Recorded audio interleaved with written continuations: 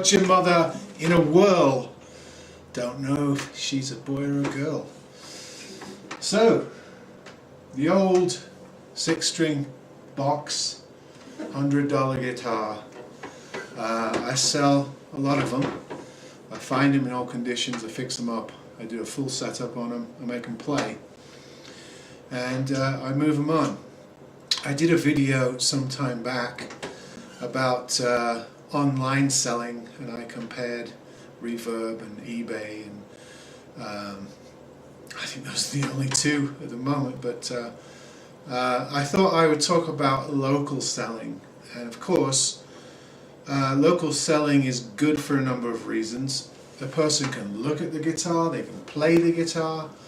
It's always more preferable to be able to hold and play a guitar before you buy it. I don't advocate buying online unless you have some setup skills, or have somebody who can do it for you, and know going in that you're probably going to need to do a setup on any guitar that you buy online. They are by and large shipped from, or drop shipped from factories, or if you buy them from individuals, most of them are not going to be luthiers, and they're not going to be set up, and they're often going to have hidden issues that they didn't put in their listings. So there is a great advantage to buying local. Selling local as well. When somebody comes to look at a guitar, I can sort of explain things to them, how I found it, what I worked on, the reason why buying this guitar is better than buying one online, or why buying from a luthier selling on Craigslist or Facebook Marketplace is better than buying from most people, because you will get a setup guitar. I do full fretwork, I do action setup, I do nut setup, and I adjust truss rods, I do internal issues. Everything that I sell, whether it be online or local, I set up the guitar as well as I possibly can, and if there are any issues, I put them in the listing. I have a guitar that I'm selling for $80 that has a slight hump on the 12th fret. It plays beautifully down here, no problem, but once you get up into this area up here, it frets out on one fret. I can't fix it because it is humped right here at the fret where the fret join, the fret over the body join. That's the case on a lot of cheap guitars. So I say in the listing, in first position for learning guitar, this guitar is perfect. Absolutely perfect, you'll never have an issue with it. It's set up beautifully to play chords, but once you get into solos in the upper position, it's going to have issues. And that's why I'm selling it for $80. And you know, sort of selling locally allows you to make those points, and most of the time people are fine if you're up front with them. Many of you will know the issues with selling locally are frustrating ones. I can't believe what high percentage of the populace are flaky. I reply every email, I answer every question, I communicate with people. I just assume that people are the same, but they're not. And so you get often frustrated and even depressed by the constant amount of people that they'll inquire about something, and then you'll never hear from them again when you give them a very nice, courteous reply. They just ditch out. Also the no-shows, the flakers, the people that come late, the people that come without the right amount of money, the lowballers. You get them all with local sales. I have had really good success, or okay success, with Craigslist over the years. It is still, I think, the industry standard for local sales. I do get a lot of flakes, so it does get extremely wearing sometimes dealing with Craigslist. So I recently started doubling any listings I had on Facebook Marketplace as well as Craigslist, and then I just take them down immediately as they sell. And that's working really well. I found that Facebook Marketplace is about equal to Craigslist in the sales it produces, and perhaps even better in terms of hits. One advantage to Facebook also is that most people are using their real name and real identity. So I find that people tend to be a little bit more responsible in their replies and their dealings with you, although it's not concrete, is it? I mean, you get people that have no shame, and you're looking at their real name and their real identity, and they'll still let you down or lead you the wrong way.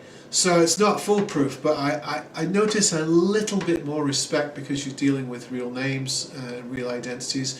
Of course, with Craigslist, people are fairly anonymous until you get into the meeting stage. You're not getting their real emails or anything like that.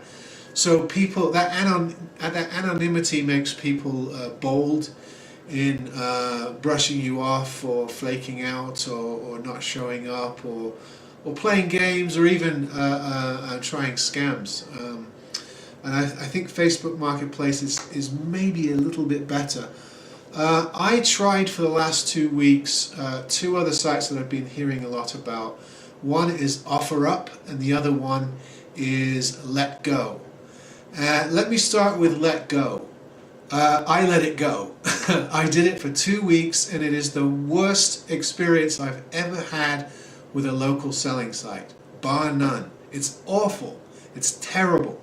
I probably had 45, 50 people inquire about instruments, and for 35 of those I never heard from them again. They have these stock responses you can click on. Is the item still available? Which people click on and then you never hear from them again. There's no, with having those buttons down there, there's no commitment to an actual conversation. So people click on something, you respond. I always respond courteously. I'm very professional in my dealings with people. And then you never hear from them again. And it is a massive percent. It's 90% of the inquiries you get on there.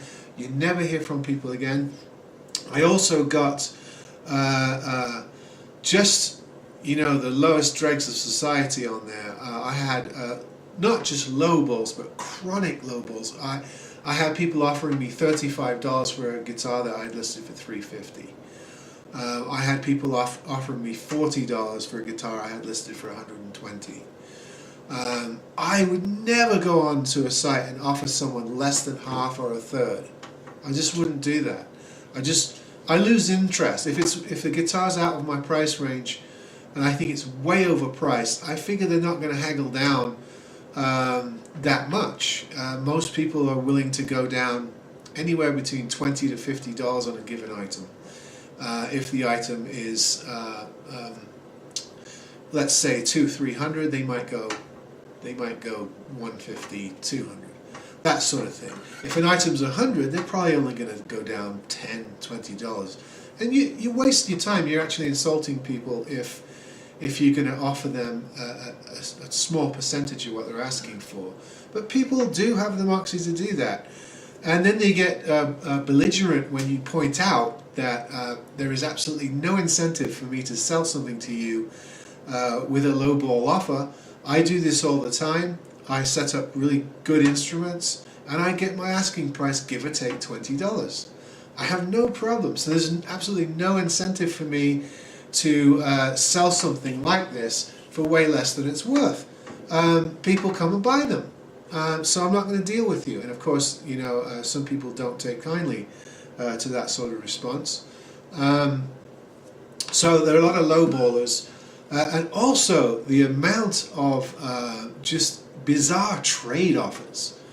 I get the point that LetGo is sort of a junk site. And so is OfferUp, really. And people just selling refuse from their garage or around their house. And you'll see things that you would donate to a thrift shop or a Goodwill or some sort of Oxfam or something like that if you're in the UK. People trying to sell them for close to retail. And I from the 10% of people that actually had a conversation with me on that site, I got some bizarre trade-off. Of course, you usually get. I'm in Colorado, so you get the usual. Good. You want some good buds, sort of thing, which I just politely decline. But yeah, I got all kinds of weird trade offers for $30-year-old mowers and just crap. And some people would ask me, well, look at my auctions and see if there's anything you'll trade that $300 guitar for. And you'll look at their entire collection of auctions and you won't have $300 worth of value if you trade it for everything they have listed. So that was kind of an eye-opener. OfferUp's a bit similar, not quite as bad. I've actually had 1 or 2 customers in the last 2 weeks that bought something from me through OfferUp. So I've decided to persist with that a little bit longer. You still get a lot of the lowballers and junkers, trying to get you to trade your, mint condition guitar for just refuse, garbage. You still get that. You can't blame a person for trying, but sometimes people are just they don't have a sense of reality. I'm not going to take a Christmas candle like this and try to trade it for someone's guitar or violin. I just wouldn't do that to someone. It doesn't make sense. The disparity between the values is too great. But you get people trying to do that. So I would say stay away from LetGo. It's an awful site. It's a complete waste of time. I just deleted my account, took all my listings off there, and scrapped the whole experiment. I'm going to persist with a few listings on OfferUp, but I may end up getting rid of that too. I'm quite happy with just Craigslist and Facebook Marketplace. The one thing about OfferUp is it's all cell phone or mobile phone based, so you have to do the listings on a phone, which is annoying. I have a phone. I use it to check email. I use it to check football scores, English Premier League football, by the way. But I don't use it for everything. And if I'm going to sit down and do listings, I'll do it on my laptop. So it's a little bit annoying that they won't let you do that on that particular site. But it's easy enough. You take a picture, you put in a short description and the value, and it's fairly automated.